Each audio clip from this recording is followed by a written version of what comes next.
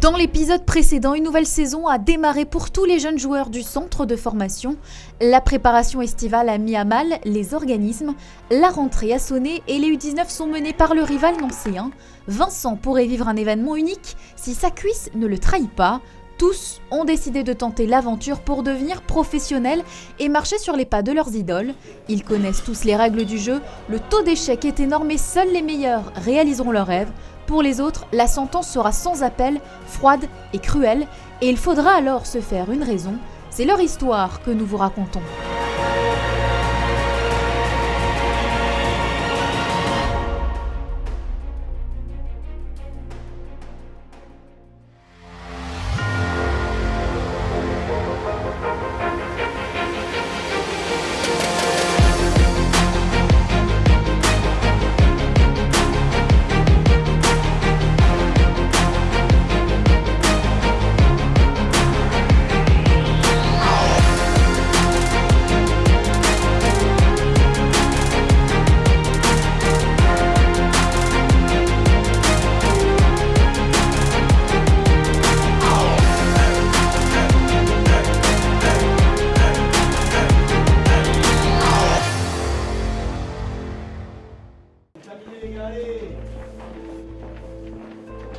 Au retour des vestiaires, les joueurs de Sébastien Tambouret sont bien décidés à inverser la tendance.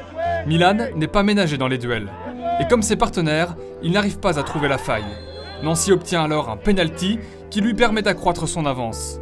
L'issue est inéluctable et le Vosgien de 18 ans doit même céder sa place avant la fin du match.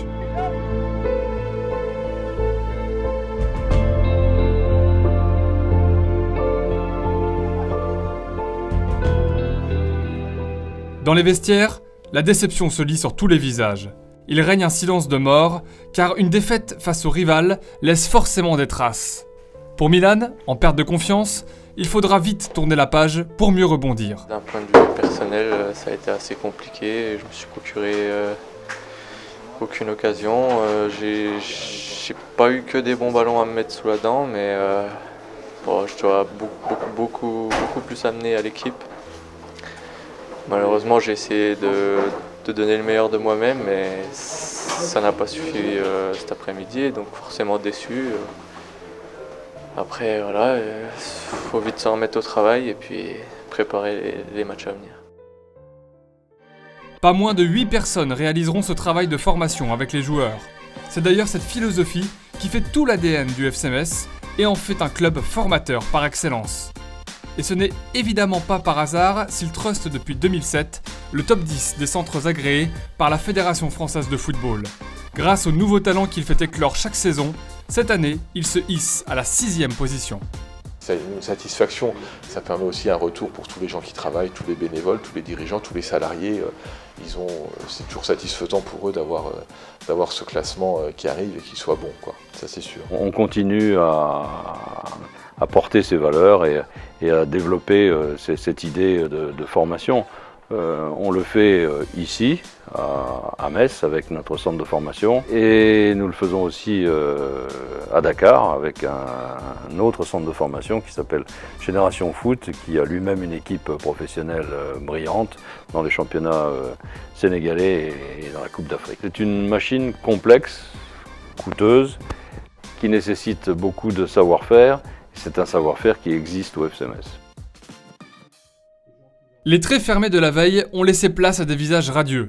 Ce soir est un moment important pour l'ensemble de la formation messine.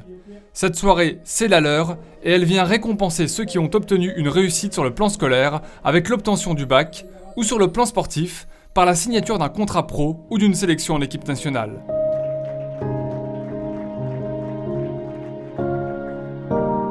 C'est un moment aussi justement où on prend le temps de se poser et d'être simplement sur le résultat obtenu et de ne pas être tout le temps sur le travail de l'objectif. Là, c'est le moment, voilà, on a travaillé, la réussite de certains amène un moment de satisfaction et de joie pour tout le monde. C'est un moment partagé, bon, après on passe un petit moment de convivialité derrière. Ce sont des points d'ancrage de notre parcours de formation qui sont importants. Alors, lauréat d'or, c'est un maillot et c'est également une invitation. J'ai l'invitation au prochain match. Donc le lauréat d'or, c'est un maillot, c'est 2 places pour la Villa Pompéi et c'est aussi une invitation en espace VIP à 2 personnes au prochain match de l'équipe pro. Ça représente beaucoup de choses. C'est le résultat de beaucoup de travail et de beaucoup d'efforts. Donc ouais, c'est sûr que c'est une belle récompense et je suis très content d'avoir eu ce lauréat aujourd'hui. Sur les terrains d'entraînement de la Plaine de Jeux, une bonne nouvelle est arrivée. Vincent Collet fait partie de la liste qui défendra les chances françaises en Inde. Seulement, son cas interroge toujours autant car le verdict de l'IRM est tombé il y a peu. Une inflammation du tendon musculaire sous l'ischio-jambier. Certes moins grave qu'il ne craignait, mais suffisant pour inquiéter. Il y a toujours un risque de toute façon, mais après, il faut que je reprenne parce que sinon ça sert à rien que j'y aille sans rien faire. Du coup, il faut que je me remette en route tout doucement, il faut que je sois en forme, quoi. Après avoir validé avec son staff la marche à suivre, Sébastien Muet rejoint Vincent pour faire un point avec lui sur sa situation. Il souhaite impliquer le jeune tricolore dans le programme et les séances qui lui seront proposées pour qu'il arrive à Clairefontaine dans les meilleures dispositions. L'idée, c'est que nous, on fasse que tu sois le plus compétitif possible pour monter dans l'avion. Mais là-dedans, il faut qu'on fasse que tu sois aussi capable de résister à la charge qu'il va y avoir en arrivant sur Clairefontaine. Sachant que ton activité depuis le 3 septembre, elle est quand même pas exceptionnellement importante. Les médecins, le staff technique a décidé que c'était trop dangereux de te mettre sur un temps de compétition ce week-end à Monceau, en 19 ans. Par contre, il faut remplacer cette charge de compétition par un contenu technique et athlétique qui soit pas équivalent, mais qui soit suffisant pour que l'objectif ce soit que lundi et mardi, tu t'entraînes dans le groupe. On a décidé de construire une petite planification jusqu'à mercredi matin, parce que mercredi matin, il prend le train à 8h pour rejoindre Clairefontaine et il sera entre les mains des entraîneurs nationaux. Mais l'idée, c'est que nous, du côté du FC Metz, on fasse le maximum pour qu'il arrive dans de bonnes mains, en tout cas en bonne santé, entre les mains du staff de l'équipe de France. La course contre la montre est donc lancée pour Vincent.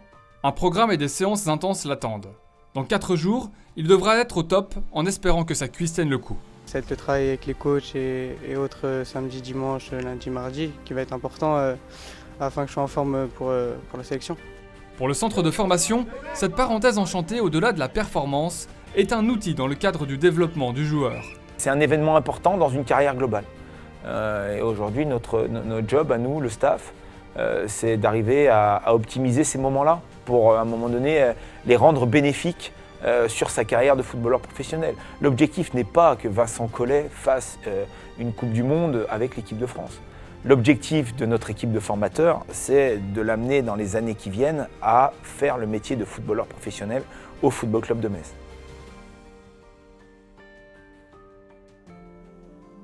Il est à peine 7h. Les réveils à l'internat, Guillaume les connaît bien. Au club depuis 2014, le jeune portier de 16 ans a ses petites habitudes. Il descend à la cafétéria prendre son petit déjeuner avant de se préparer pour une journée marathon. Régulièrement, Sébastien Muet, comme d'autres membres du staff, aime être présent aux côtés des jeunes du centre de formation pour les sensibiliser à l'importance de ce repas. Il ne suffit pas simplement à l'âge là, aujourd'hui à cette distance, de leur dire les gars, il faut manger équilibré.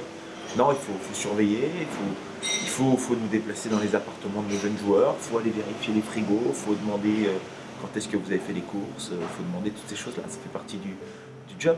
La formation du footballeur, elle n'est pas que sur le rectangle vert, elle n'est pas que sur le terrain. D'abord échauffement avec Marie-Chaise. Ouais. On a fait 4 coupes de 4. Ouais. Plus regarder dans ce coup. T'es trouvé bon? J'ai fait des bons trucs, mais j'ai fait aussi certains trucs que j'ai loupé. Ouais. Je pense que. C'est qui a été bon dans ton équipe? Tout le monde. Dans ton équipe? C'est qui a été bon? Youssef, c'est bien? Ouais, c'était bien. Famille, c'était pas personnel. Ouais. Le dernier, c'était bien. Et ils sont une quarantaine, loin de leur famille, loin de leurs amis, à vivre ici. Dans cet univers cloisonnant, rythmé en grande partie par le football. Mais depuis longtemps, le club a fait le choix d'externaliser la vie scolaire pour que le jeune joueur soit confronté à la vie sociale, économique et politique de la cité. Moi, je ne pourrais pas concevoir d'avoir des garçons qui, pendant toute cette période-là de construction de la personnalité, vivent complètement dans un milieu protégé centré sur le football, centré sur les relations entre footballeurs. Je pense qu'il manquerait quelque chose à ce qu'on doit apporter à un jeune joueur. Guillaume gagne ensuite le lycée Cormontagne pour aller en cours où il bénéficie d'un emploi du temps aménagé. C'est grâce à des partenariats inscrits de longue date avec de nombreux établissements scolaires de l'agglomération Messine que le FC Metz veille à l'épanouissement total de ces jeunes éléments. Les échanges sont quasi quotidiens entre les différentes structures d'accueil pour proposer un accompagnement scolaire de qualité. On est tout le temps dans la recherche de l'équilibre avec eux et donc il y a une nécessité de les accompagner individuellement et le meilleur accompagnement c'est le travail partenarial avec sport et école.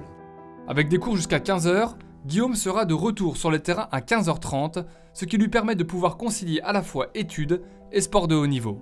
Même s'il n'est qu'en première, pas question pour le jeune Forbacois de négliger l'aspect scolaire. Encore moins lorsqu'à la fin de l'année se profilent les premières épreuves du baccalauréat. Vraiment se concentrer sur ça avant même le foot, je dirais. Il faut y penser, il faut avoir une porte de secours.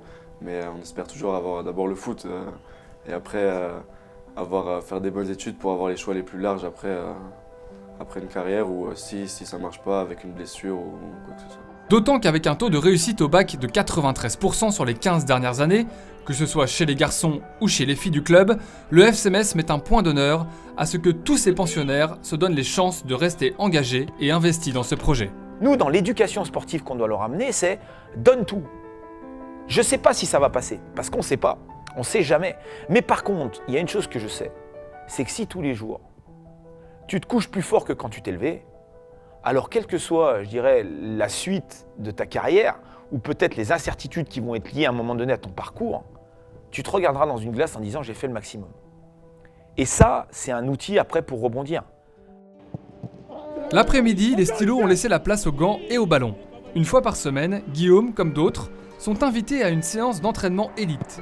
C'est l'opportunité, pour 12 à 14 joueurs, de combler certaines lacunes et de s'offrir une visibilité plus importante aux yeux d'une partie de l'encadrement professionnel. Avec la complicité de Sylvain Marchal, qui assure le lien entre le groupe de formation et le groupe professionnel, c'est eux qui dirigent la séance. Ça leur permet de les voir au minimum une fois par semaine sur ces séances-là. Ça permet également de booster les joueurs de la formation. Ils savent qu'une fois par semaine, en fonction de leur performance et de leur investissement, ils ont la possibilité d'être visibles par le staff professionnel. Donc ça leur permet d'être vus et puis d'essayer de se montrer à son avantage. Nous, on n'a pas toujours forcément la possibilité de les voir, de les intégrer dans notre groupe professionnel qui est déjà assez conséquent. Donc ça permet pour tout le staff professionnel d'avoir une vraie opinion. Et de visibilité, Calvin n'en manque pas puisqu'il s'entraîne régulièrement avec le groupe pro depuis de nombreux mois.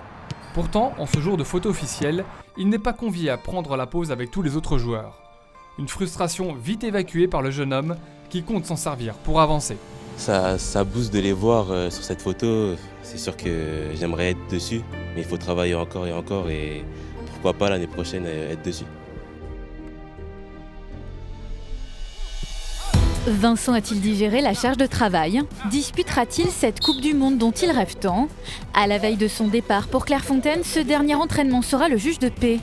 Vous verrez que l'un des jeunes du centre de formation va être freiné dans sa progression par une blessure.